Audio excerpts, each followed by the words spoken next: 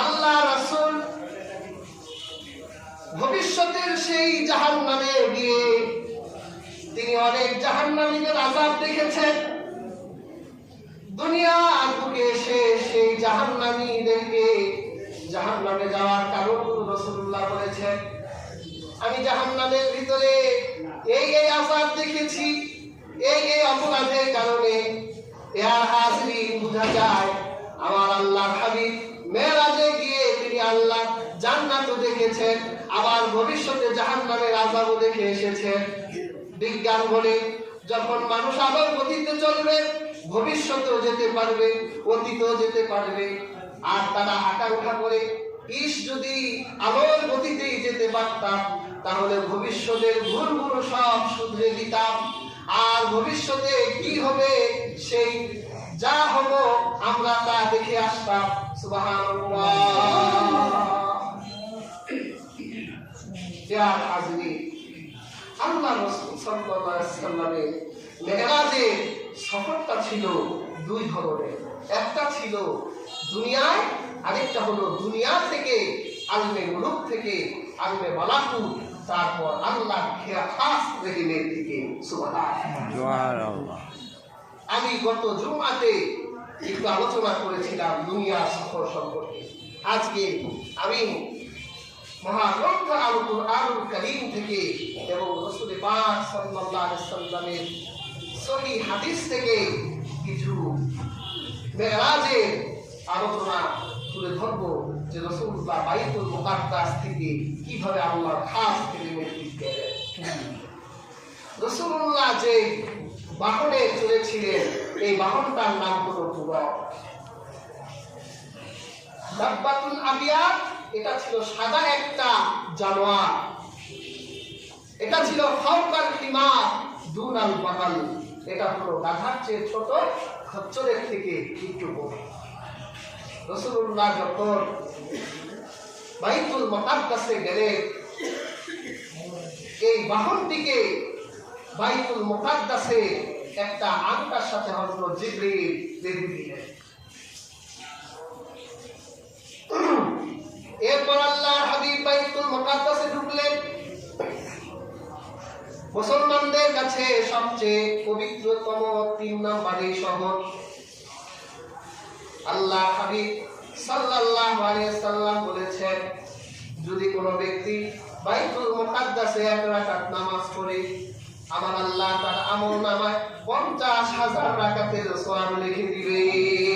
সুবহানাল্লাহ। এই শহরটা আমার আল্লাহর কাছে এত প্রিয়। এই শহরের উপরে আল্লাহ 70,000 ফেরেশতা রেখে দিয়েছেন। এই ফেরেশতারা সব সময় ফিলিস্তিনের জন্য দোয়া করে। কারণ হলো আল্লাহ পাক যখন বিচারের মাঠ সাজাবে, এই ফিলিস্তিনের এলাকায় বিচারের মাঠ হবে। বর্তমান ইসরায়েল, জর্ডান, তুরস্ক, মিশর, এই এলাকাগুলো নিয়ে হাসরের মাঠ হবে। আমার আল্লাহর কাছে এই শহরটা বড়ই পবিত্র শহর। আমার আল্লাহর কাছে এই শহরটার দাম বড়ই ভালো। প্রিয় হাজিরিন, আল্লাহর হাবিব বাইতুল মুকাদ্দাসে ঢুকলেন, গিয়ে দেখলেন বাইতুল মুকাদ্দাসের ভিতরে আল্লাহ রাব্বুল আলামিন 1,40,000 নবীকে পাঠিয়ে দিয়েছে। সুবহানাল্লাহ। নবীদের 7টা কাতার, হযরত আদম সেখানে, হযরত ঈসা সেখানে, ইদ্রিস, ইউসুফ সবাই সেখানে। আল্লাহ রাসূল কাতারগুলো টেনে প্রথম কাতারে গিয়ে দাঁড়ালেন। হযরত জিবরিল বলল, দাঁড়িয়ে আছেন কেন? আল্লাহ রাসূল বলল, জামাতে নামাজ হবে, দাঁড়িয়ে আছি, জামাত কখন শুরু হবে? হযরত জিবরিল বলল, ইয়া রাসূলুল্লাহ, সবাই তো জামাতের অপেক্ষায় ছিল, কেউ জামাতে দাঁড়ায় নাই। হয়তো কারো কারো মনে তামান্না ছিল আজকে ইমামতি আদম করবে। হয়তো আদম চিন্তা করেছে তিনি আবুল নাস, মানুষের বাবা, তিনি তো সবারই বাবা। হয়তো তিনি এই ধারণা রেখেছেন যে আজকে ইমামতি তিনি করবেন। হয়তো হযরত ইউসুফ এই ধারণা করেছেন আমি আল্লাহ সৃষ্টির মধ্যে সবচেয়ে সুন্দর, হয়তো আজকে ইমামতি আমি করব। হয়তো হযরত দাউদ এই ধারণা করেছেন আমার কণ্ঠ সবার চেয়ে ভালো, হয়তো আজকে ইমামতি আমি করব। জিবরিল বলে আপনি আজকে সবাই এখানে তামান্না নিয়ে বসে আছি ইমামতের, কিন্তু আজকে কেউ ইমামতি করবে না। আজকে নবীদের রাসূলদের এই নামাজের জামাতের ইমামতি আপনি রহমাতুল লিল আলামিন করবেন। সুবহানাল্লাহ। রাসূলুল্লাহ জামাতের ইমামতি করলেন, তিনি ইমামুল মুরসালিন হয়ে গেলেন। সুবহানাল্লাহ। সুবহানাল্লাহ। নবীদের ইমাম হয়ে গেলেন। সুবহানাল্লাহ। তিনি ইমামুল আম্বিয়া হয়ে গেলেন। সুবহানাল্লাহ। নামাজ শেষ হওয়ার পর কোন বর্ণনায় 4টা পেয়ালা, কোন বর্ণনায় 2টা পেয়ালা রাসূলুল্লাহর কাছে আনা হলো।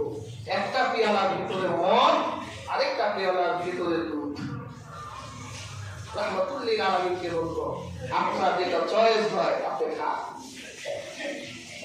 আমাদের যে জেনারেশন এখন, ওদের কাছে এখন মদ নেশা ভালোই লাগে। আমার মনে হয় ওরা এক গ্লাস মদেই খেত, যে ফেরেশতা আসে যখন একটু আকাশের মদ খেয়ে দেখি। কিন্তু রহমাতুল লিল আলামিন তিনি তার নেচার, তার স্বভাবগত দিক থেকে তিনি এক গ্লাস দুধ খেয়ে ফেললেন। সুবহানাল্লাহ। হযরত জিবরিল বললেন, ইয়া রাসূলুল্লাহ, আর যদি আপনি মদ খেতেন তাহলে আপনার উম্মতটা গোমরাহ হয়ে যেত। আল্লাহ রাসূল মদ খায় নাই, তারপরেও আল্লাহ রাসূলের উম্মতরা কিন্তু মদের চর্চা কম করে না। রাজধানী এলাকায় বারগুলো খুলে যায়, বিভিন্ন গল্লির চিপাচাপার ভিতরে বিভিন্ন মাদক দ্রব্য নিয়ে সবাই বসে যায়। আর বিশেষ করে আমাদের লোকজনের সবচেয়ে প্রসিদ্ধ মাদকের আখড়ার ভিতরেও তো দেখি কম মানুষ আসে না। নতুন নতুন মানুষ আসে আর মাদক সেবন করে চলে যায়।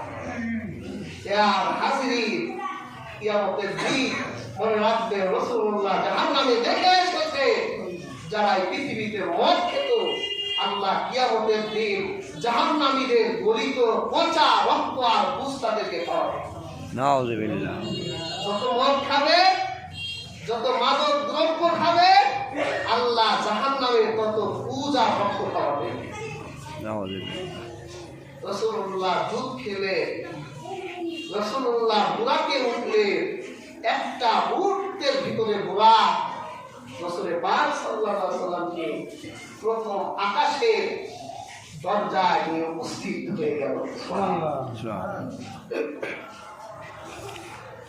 হাদিসের কিতাবে এসেছে, প্রথম আকাশের দ্বার রক্ষী ফেরেশতা ইসমাঈল হযরত জিবরাইলকে ডেকে বললেন, কে? জিবরিল বলল, আমি জিবরিল। তোমার সাথে কে? আমার সাথে রাহমাতুল লিল আলামিন মুহাম্মদ। তিনি কি আল্লাহর বার্তাবাহী? হ্যাঁ, তিনি আল্লাহর পয়গম নিয়ে এসেছেন। ইসমাঈল প্রথম আকাশের দরজা খুলে দিলেন, আল্লাহর রাসূলকে অভিনন্দন করলেন, স্বাগতম জানালেন, আহলান সাহালান দিলেন। আল্লাহ হাবিব যখন প্রথম আকাশে গেলেন, গিয়ে দেখলেন প্রথম আকাশে আমার আল্লাহ হযরত আদম নবীকে প্রথম আকাশে রেখে দিয়েছে। সুবহানাল্লাহ। আল্লাহ রাসূল দেখলেন হযরত আদমের পা ডান দিকে তাকিয়ে চেহারাটা হাস্যোজ্জ্বল হয়ে যায়, চেহারায় আনন্দের ছাপ দেখা যায়। আবার যখন বাম দিকে তাকায়, হযরত আদমের চোখ দিয়ে পানি ঝরে আদম কান্নায় ভেঙে পড়ে। আল্লাহ রাসূল হযরত জিবরিলকে বলল, জিবরিল, আমার বাবা হযরত আদম ডান দিকে তাকিয়ে হাসে কেন, আবার বাম দিকে তাকিয়ে তিনি কাঁদেন কেন? হযরত জিবরিল বলে, ইয়া রাসূলুল্লাহ, ইয়া হাবিবাল্লাহ, আপনার বাবার সন্তান এই দুনিয়ার সবাই। আপনার বাবার সন্তানদের মধ্য থেকে যারা জান্নাতে গিয়ে সফল হয়ে গেছে, তার সন্তানদের সফলতা দেখে হযরত আদমের চেহারাটা খুশিতে ভরে যায়। আবার যখন তার সন্তানদেরকে জাহান্নামে জ্বলতে দেখে, তখন হযরত আদম কান্নায় ভেঙে পড়ে। প্রিয় হাজরিন, এই দুনিয়ায় সন্তান যদি সফল হয়ে যায়, সন্তান যদি হাফেজ হয়, সন্তান